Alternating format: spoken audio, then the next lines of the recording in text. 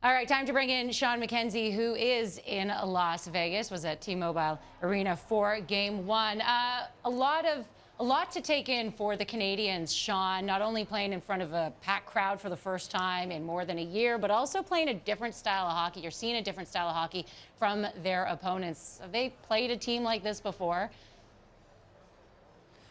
No, and I think we can break this game down into two parts. The first 6 or 7 minutes where the Montreal Canadiens came out flying and had the Vegas Golden Knights on their heels. And it was no doubt a Montreal team that came into this building, which was crazy. It was wild. It's something they haven't experienced in over a year, and I'm sure they were fueled up, they were fired up, but then quickly the Golden Knights settled in and we saw them play their game. It was big, it was fast, it was mean, and that was when they took over the game. The other 53 minutes or so that were a pretty dominant performance from the Golden Knights. So for the Montreal Canadiens, well, you have to do what you always do after a Game 1 playoff loss. It's regroup. These teams haven't played each other all season long, so it's time to look at the video of Game 1, go back to the drawing board and see what went wrong and why Vegas just was so dominant for a big chunk of this game. Shawn, did you see Montreal's game change at all when they actually had to play without the lead for the first time since Game 4 of the first round?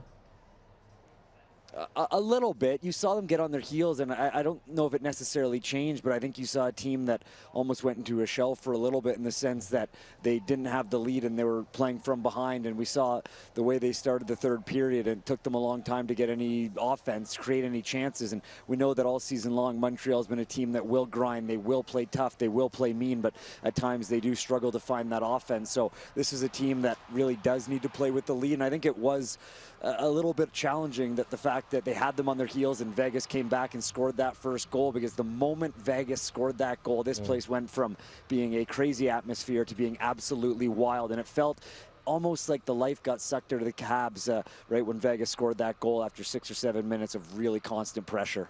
That might have been when I saw the beach ball floating around in the seats. Let's talk about Vegas, though, and all the things that were going well for them, including contributions from the blue line, 3 goals from the defense. Yeah, that's the thing about this Vegas team. It's not like any team that the Montreal Canadiens or any team in the North Division, for that matter, has seen all season long. This is a team that has big, tough forwards like Mark Stone and Max Pacioretty, and their blue line can contribute. So I think, like I said, Montreal Canadiens will have to look at this and say, how do we manage to contain the big, strong forwards, but also this blue line that can contribute, that can beat you up physically, and how do we get it past Marc-Andre Fleury, and how do we not only get it into their end, but create some high offense chances. So I think there is definitely lots of work for the Montreal Canadiens, but they've proven all playoffs long that they are not a team to count out, that they love to be the underdog. They embrace that role, and here they are again, down 1 to the Vegas Golden Knights. People already counting them out, talking about a Vegas sweep, so I'm curious to see how the Habs respond. Yeah, Vegas looked good. You look good today on Twitter, buddy. Are you wearing pants tonight, or you have those suit shorts again? Jorts. Yeah. Wouldn't you like to know, Ken? We'll leave it at that. Your voice sounds a little know? hoarse. I think you need to go, what's a remedy for that? A shot of whiskey? It's ooh.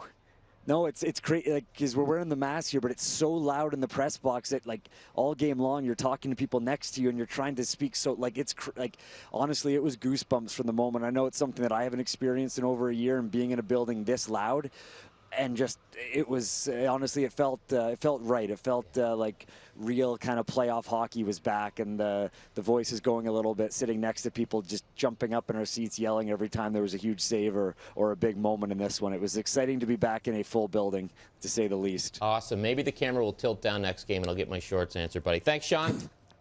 I'm wearing pants, just so you know.